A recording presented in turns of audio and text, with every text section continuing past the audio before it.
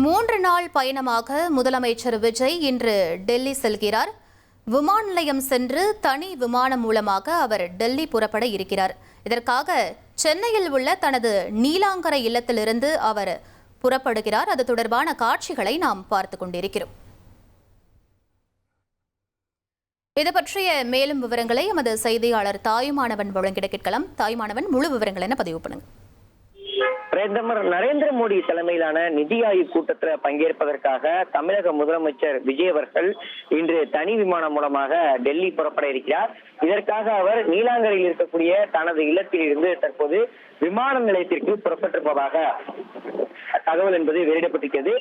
தமிழக முதலமைச்சராக விஜய் அவர்கள் பொறுப்பேற்ற பிறகாக 2வது முறையாக இன்று டெல்லி செல்கிறார். பிரதமர் நரேந்திர மோடி தலைமையில அனைத்து மாநில முதலமைச்சர்கள் பங்கேற்கக்கூடிய நிதி ஆயோக் கூட்டத்துல நாளைய தினம் அவர் பங்கேற்க இருக்கிறார்.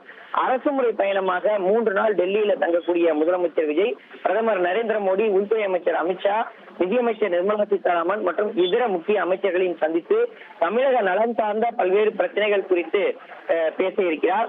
கடந்த பயணத்தின் போது குடியரசுத் தலைவர், துணை குடியரசுத் தலைவர், மத்திய உள்துறை அமைச்சர் மற்றும் காங்கிரஸ் கட்சியினுடைய மூத்த தலைவர்களை முதலமைச்சர் சந்திக்காத ஒரு சூழல்ல இன்றைய பயணத்தை பொறுத்த மட்டில் முதலமைச்சர் விஜய் அவர்கள் அனைவரையும் சந்திக்க வாய்ப்பிருப்பதாக தகவல் என்பது வெளியிடப்பட்டிருக்கிறது.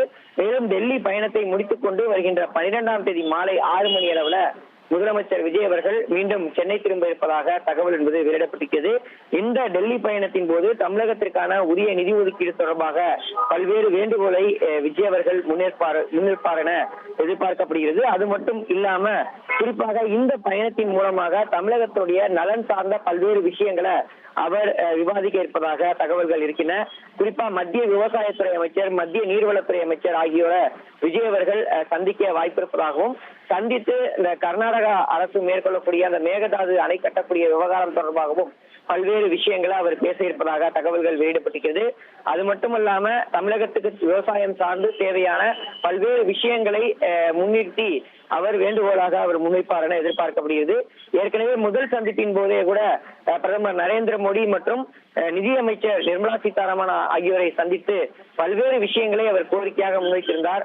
மெட்ரோ ரயில் கட்டுமான பணிகளுக்கு கூடுதலான நிதி ஒதுக்கீடு செய்ய வேண்டும், காவிரி மேகதாது விவகாரத்தை தடை செய்ய வேண்டும், கர்நாடக அரசுடைய முயற்சியை நிறுத்த வேண்டும் உள்ளிட்ட பல்வேறு விஷயங்களை அவர் முன்னிறுத்தியிருந்தார்.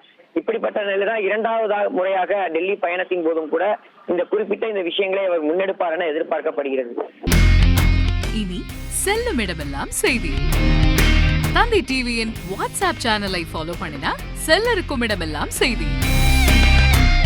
இதோ QR கோட் இப்பவே ஸ்கேன் பண்ணுங்க, ஃபாலோ பண்ணுங்க.